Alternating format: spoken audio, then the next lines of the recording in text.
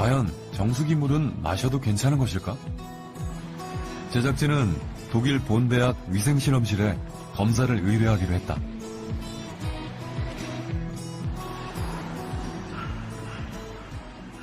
이 대학의 수질 분석실.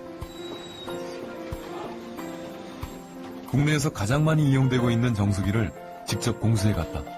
국내 정수 방식의 80% 이상을 차지하고 있는 역삼투압 방식의 정수기. 현지에서 직접 정수기 물을 받아 검사하기로 했다. 정수기를 거친 물의 수질뿐만 아니라 물속에 함유된 성분까지 분석하는 검사. 특히 제작진이 주목한 것은 미네랄. 과연 정수기 물과 미네랄과는 어떤 상관관계가 있을까? Ein gutes Wasser ist ein ausreichend mineralhaltiges, wohlschmeckendes Wasser bei Temperaturen von 10 bis 12 Grad, das frei ist von Krankheitserregern und nur wenige Bakterien auch enthält, dann das auch gut schmeckt und auch klar ist. Es darf also nicht trübe sein.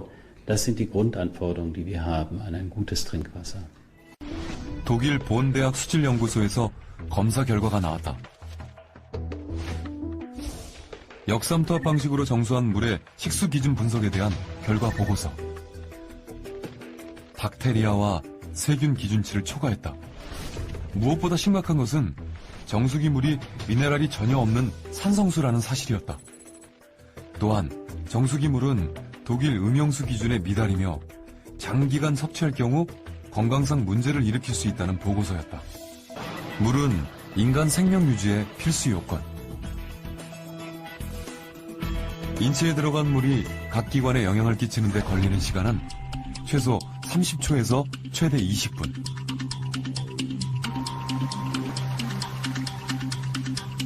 이때 가장 중요한 역할을 하는 것은 미네랄.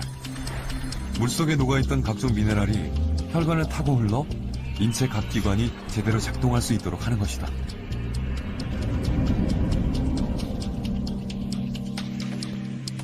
대사 과정에는 여러 가지로 촉매제들이 필요하거든요.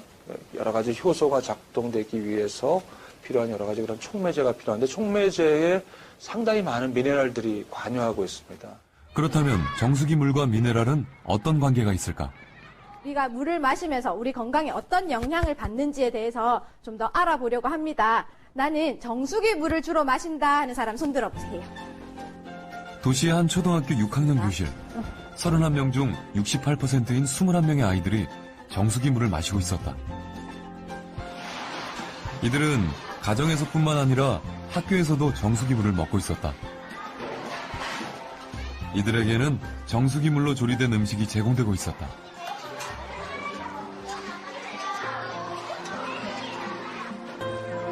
점심 식사를 마친 후 마시는 물도 정수기 물이었다.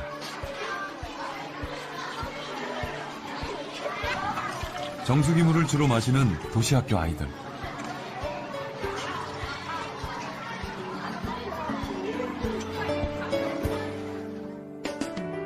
이들의 인체 내 미네랄은 어떤 상황일까? 모발 검사를 실시했다. 모발에 함유된 미네랄 성분과 양을 통해 인체 내의 미네랄 상태를 알아보는 기법이다. 인체 내에 미네랄이 부족하면 체액 속에 미네랄이 빠져나와 머리카락에 축적되는 현상에 착안한 검사 기법이다. 정수기 물을 마시는 10명의 도시학교 어린이들을 대상으로 했다. 또 다른 학교. 정수기를 사용하지 않고 농촌 지역 초등학교를 찾았다. 그냥 먹거나 끓여서 먹는 친구들 손 들어보세요. 20명 중 90%인 18명이 수돗물을 마시고 있었다. 이들이 마시는 물은 산속 계곡물을 상수원으로 하는 수돗물.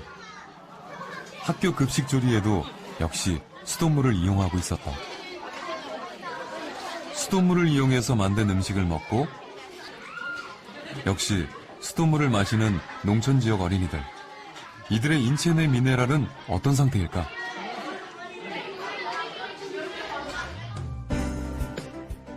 이들을 대상으로 역시 모발 검사를 실시했다.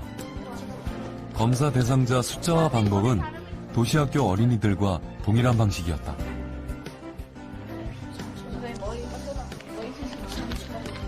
두 학교 학생의 모발 분석은 메디넥스에 의뢰했다.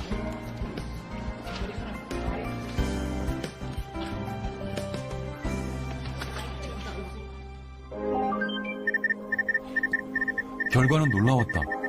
도시 초등학생의 경우 10명 중 6명이 칼슘 부족 현상을 보였다. 반면 농촌 지역 학생들은 1명을 제외한 나머지 9명은 정상치였다. 마그네슘 부족 현상도 확인됐다.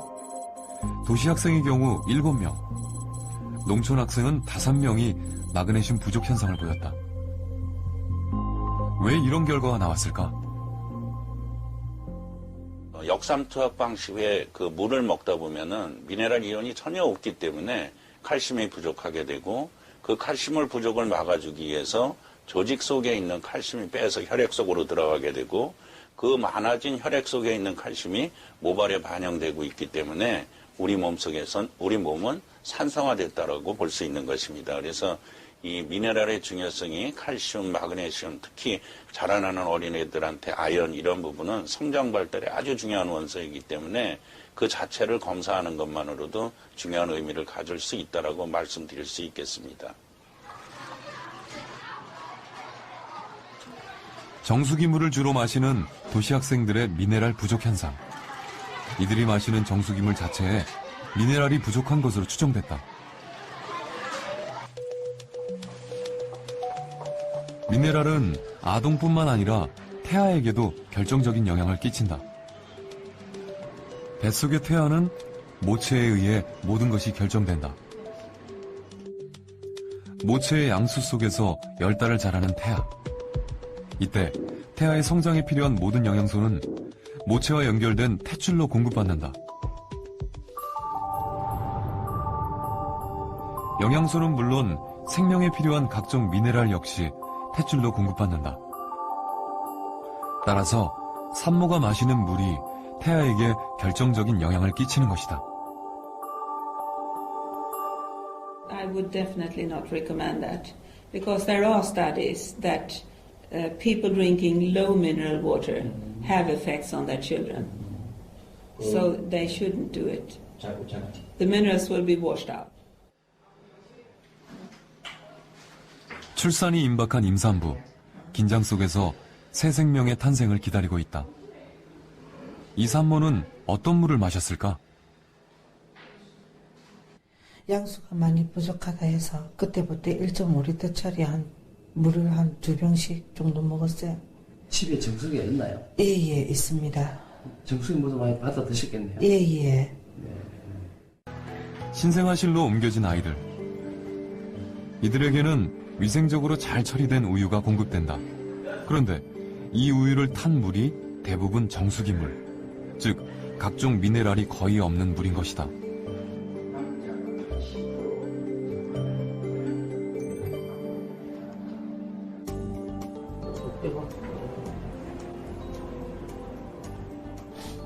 소아과 전문의인 김용원 박사. 그가 어린이 환자 보호자들에게 특별히 주목하고 강조하는 것이 있다. 바로 미네랄이다. 그런 어떤 역삼투 방식의 정수기 물을 계속 먹으면 필요한 미네랄이 좀 결핍되는 수가 있어요. 특히 태아와 유아에게는 물이 중요하다. 태아는 인체의 95% 이상, 성인은 70%, 그리고 노인은 약 60%가 수분으로 이루어져 있다. 우리 몸은 20, 30%의 세포가 7, 80%의 물 속에 떠 있다고 생각하면 되죠. 이 물이 특히 또 일정량의 미네랄이 굉장히 결핍되어 있다면 우리 신체 어떤 것보다도, 어떤 약을 먹는 것보다도, 어떤 음식을 먹는 것보다도 가장 중요한 그 요소가 될 수 있죠. 울산과학대학에 정수기 물과 수돗물의 미네랄 함유 분석을 의뢰했다. 물속에 함유된 각종 미네랄의 성분과 양을 분석할 수 있는 최첨단 분석기. 분석 결과는 예상을 뛰어넘는 것이었다. 정수기를 통과한 물은 대부분의 미네랄이 제거됐다. 정수된 물은 증류수 상태였다. Water without minerals is like rainwater or distilled water. which we for generations have known that we shouldn't drink because it drains the body of minerals in case you don't get them from other sources.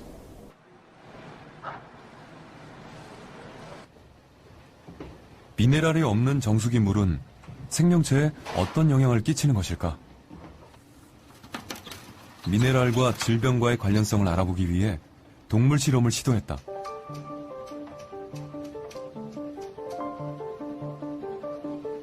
실험 대상 질병은 대표적인 현대 성인병인 당뇨. 실험용 쥐에 당뇨를 유발시켰다.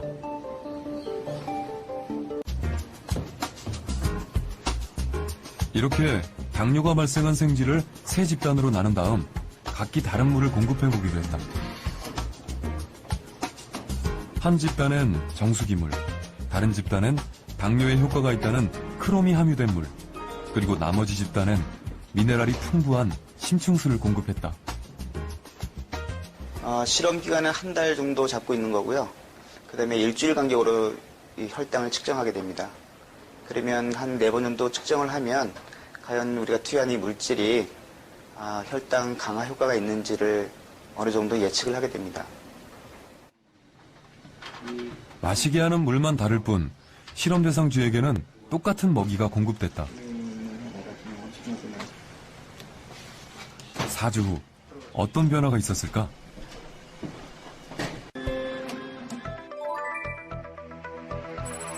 역삼투압 정수기 물을 먹은 쥐의 혈당치는 오히려 높아져 있었다. 반면 크롬이 함유된 물과 미네랄이 풍부한 물을 먹은 쥐의 혈당치는 떨어져 있었다. 차이의 원인은 미네랄이었다.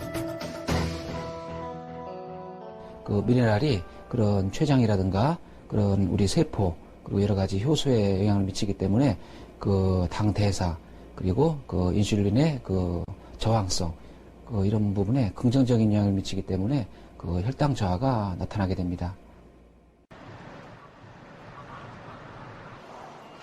미네랄이 부족한 물을 오랫동안 마실 경우 어떤 현상이 발생할까? 최근 이 병원엔 다양한 증상을 호소하는 환자가 늘고 있다. 까닭 모를 두통과 불면증 등으로 병원을 찾은 30대 이묘정 씨. 가정의학과 유병행 교수는 원인도 뚜렷하지 않은 이런 증상에 대해 미네랄과의 연관성에 주목하고 있다. 이묘정 씨의 모발을 채취, 미네랄 검사를 실시했다. 검사 결과는 예상대로였다. 이묘정 씨에게 심각한 미네랄 부족 현상이 발견된 것이다. 두통이나 불면증의 원인도 미네랄 부족인 것으로 판단됐다. 마그네슘이 상대적으로 칼슘에 비해서 많이 상당히 떨어져 있기 때문에 전신적인 근육통이라든지 두통이라든지 이런 통증들 관련된 증상들이 많이 나타날 수가 있고, 담백하고 좀 아까 얘기하는 골고루 색깔이 무지개 색깔이 있는 음식들을 천연적인 걸 섭취하는 게 제일 중요하고, 미네랄의 풍부한 맹물 먹는 게 훨씬 나을 수가 있죠. 물을 많이 먹어서 절대 해될 게 없습니다.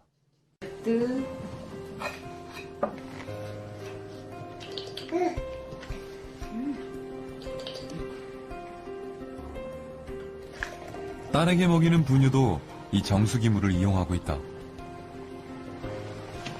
미네랄이 전혀 없는 역삼투압 방식의 정수기 물. 이 물로 탄 우유를 먹여도 괜찮은 것일까?